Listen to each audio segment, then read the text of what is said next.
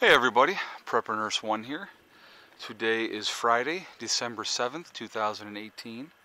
And as most of you know, it is Pearl Harbor Day. It is the day that the Japanese came in and bombed Pearl Harbor and brought us into World War II. First of all, I just want to take a moment to, I think they said that this year was the first year in many years that not one survivor from the Indianapolis was going to be there. I think it was Indianapolis. No, the Arizona. I'm sorry, I made a mistake. It was the Arizona. The Indianapolis was the one that sank after they delivered the atomic bomb. So I'm off track there, I apologize. But it was the first time that no survivors from the Arizona were going to be at Pearl Harbor for the ceremony this year. So, yeah, it's it's like if we don't remember history, we are doomed to repeat it. So, and it's kind of interesting that whole scenario if you do the research on it. And I just won't get into all that. I just want to take it as a day to remember those men that died and women that sacrificed or were sacrificed to get us into World War II, unfortunately. So anyhow, it is overcast today. We had a little bit of sunshine earlier, so I actually didn't do too bad with solar. Actually, I can show you. I just actually dropped Heather off. She had a half day today, and so I just cleaned off the panels again. It must have started snowing after I had left. But, so first of all, Eddie is doing better. He had his 6 teeth pulled, and it was funny because he had, hold on, we'll go in here, we'll take a look real quick. Alright, hold on. And I will show you guys this. Okay, so this one has brought in, I don't know if you guys can see that. That's going to focus enough. 0.7. It's actually only bringing in 21 watts at the moment. And this one brought in 1.2, and it's only bringing in 36 watts at the moment. So 1.9, this time of year, I'll be honest with you, 1.9 I will take. I will take 1.9 all day long. So, yeah, so that's what we brought in solar-wise today. Okay, so anyway, Eddie had his teeth pulled. And so I had called yesterday to see how he was doing, because he stayed at his mom's after having that done, obviously. And he'll be there for the weekend as well. But she said that he had had some water and was having some applesauce. And he was sitting there and she says to him, "Eddie, how are you feeling?" And Eddie goes, "I don't feel so good." And immediately projectile vomits. So, he's been pretty low-key. When I just talked to her a little while ago, she said he was very, very low-key today, doing a lot of sleeping, which, hey, that's what happens, as far as that goes. But, anyway, so yeah, so today should be a day that, like I said, we need to remember these type of things. We need to remember days like 9/11 because of what it ultimately led us into. There's a lot of things that go on when you talk about Pearl Harbor. Did they know ahead of time that they were coming and let it happen to bring us into World War II? Now everybody can speculate and think what they want to think on that. I have my own view on that. We got to remember something, guys. War is money. Being at war is profitable for the nation, as sad as that is. But that is the truth. And so that's just something to think about. That's pretty much all I'm going to say about that. So like I said, you can... I want to hear what you think. Did World War II, was it done on purpose? Did they let that happen, Pearl Harbor, to bring us into the war? What are your thoughts? I thought it was interesting that none of the aircraft carriers were in Pearl Harbor that day. They were all out to sea, so that they were not obviously affected by that, but normally they would have been in port there. So I found that quite interesting. So you sacrifice other ships to bring, and men and women, to bring us into the war. And the thing is, it's like the Japanese commander had said.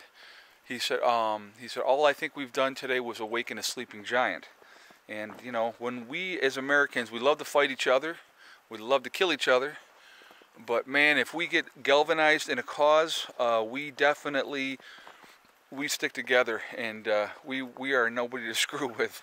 And like I said, even in uniform, I mean, there is, I can go back to when I was in the military, in the division in the military was, I mean, we would, during the day, everybody worked together and did what they had to do.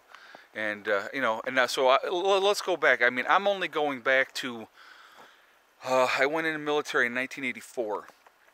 So we're not talking about a million years ago, guys. I mean, we're talking, you know, like 30 years ago. And unfortunately, at the end of the day, the whites went one way and the blacks went another way. And if you were Hispanic, Indian, or whatever, you picked a side and that's who you stayed with. And that's the way it was. I mean, that's just the way it was. And it was very, very sad that that was actually the mentality and the mindset of a lot of people. And I'm not talking about during basic training. During basic training, everybody's getting their butts kicked equally. You know, but, like, you know, when you went out on pass and you had that weekend pass, you know, you hung out with, you know, the guys that you were close with during basic. So, you know, but, and, you know, when you get to permanent party, it's a different story. And like, I think I've told this story before. I'm going to tell it real quick again. I had a good friend of mine that was black, and his name was Dennis Roll. He was actually from Florida. He could probably still look the guy up.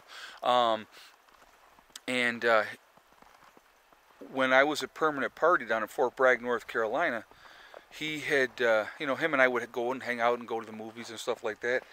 And he comes to me one day and he said, "Ed, we can't hang out no more." And I'm like, well, "What are you talking about?" And he's like, the brothers had come to him and said, "You need to pick a side. You either pick him or you pick us." And he told me, he said, "Man," he goes, "I love you like a brother." He said, "But," he said, "if I pick you," he goes, "you're all I'm going to have." And he goes, "I can't do that." And I said, "Listen, man," I said, "I totally understand." And I did. I totally got it. And how sad that that's a choice he had to make because of peer pressure from the people in his peer group. Very unfortunate, but that's unfortunately the way the world is. And I'm going to tell you what, it ain't changed. It is not changed, but that's sad. But anyhow, so I wanted to, somebody had proposed this question, and I thought that this was quite interesting, so I'm going to throw it out to you guys. If you could go back and tell your prepper self or your survivalist self, when you just got into prepping or survival, or living off grid, or whatever the case may be, what advice would you give yourself just starting out? And I think that that's really interesting. It's a nice exercise that you could sit down with yourself and think about that. And I sat down and I thought about that, and I said, you know, for me personally, looking back, getting started on this, probably one of the biggest pieces of advice that I would give myself is not go cheap, especially with the solar. Go ahead and buy quality the first time, because you end up going ahead and you buy the cheap crap, realize that it's not as efficient as you had hoped it would be, and you end up having to go back and buying the more expensive equipment anyway, you know, within a very short period of time. And now you've wasted your money on, you know, equipment that's okay, but it's not great, okay? If you're going to do a solar system, my advice would be to my own self, starting out, go ahead and spend the money and get good quality stuff that's going to be more efficient and work better. You know, get the more, you know, batteries that are geared for off-grid and that type of thing. The other advice that I would give myself is realizing that everything takes time, that everything is not going to happen overnight. I know that, you know, I came into this with these grandiose dreams, and, you know, everything's going to be freaking awesome and it's going to be great. And then the hard work starts, and there's a lot of work that goes with living off-grid and living this lifestyle. But it's well worth it. I mean, well worth it as far as I'm concerned. You know, heating with wood, you know, and those type of things. You know, being prepared that way. There's a lot that goes into it. But like I said, it is just, to me personally, well worth it, and I have no regrets. I will, you know, unless I eventually move down south, which I would either move to South Carolina in the mountains, or I would probably move to Tennessee, would be the two choices that I would go with. You know, you know, I'll probably stay here for the rest of my life if I don't move down there. And if I move down there, I will do the same exact thing that I've done here. So I just have better weather to do it in. So anyway, and I'd be able to ride more too. That'd be nice, right? So anyway, guys, I definitely, you know, so I want you guys to ask yourself that question. What advice would you give yourself going back to that starting person when you first got started in either prepping, living off grid, or, you know, being a survivalist type of thing? What advice would you give yourself, you know? And like I said, it's just realizing that, to me, it's like that everything takes time, and, you know, it doesn't happen overnight. That's probably like another thing it's important, you know, to be able to be patient and realize it as long. And that's why I tell you guys, you know, if you work at things methodically, they'll happen. And so I got to show you here. Miss Molly is sitting over here on the steps. All right. So anyway, I basically, you know, that's it for today's video. I wanted to, you know, like I said, I wanted to talk about Pearl Harbor, and like I said, I want to definitely get your feedback on that.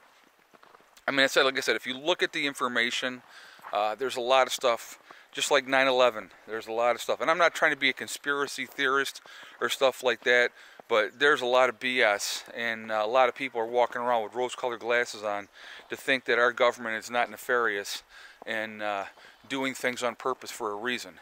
But because, like, even with like 9/11, because of that, we have been at war ever since that happened. So, you know, that's not cool. That's just not cool. But anyway, so I hope everybody has a great weekend. Remember, you know, like I said, guys, we are all in this together.